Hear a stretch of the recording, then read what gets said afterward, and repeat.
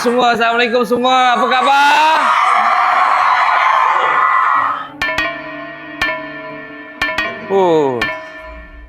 Okey, tu dia. Alhamdulillah kami dah selesai promosi di Klang Valley. So, nak tanya kat korang. Korang nak kita buat promosi tour banduan dekat negeri mana pula? Korang komen kat bawah, okey? Dan untuk orang-orang Singapura, jangan lupa 13 November di Pawagam GV di Singapura, okey? Jumpa anda di sana.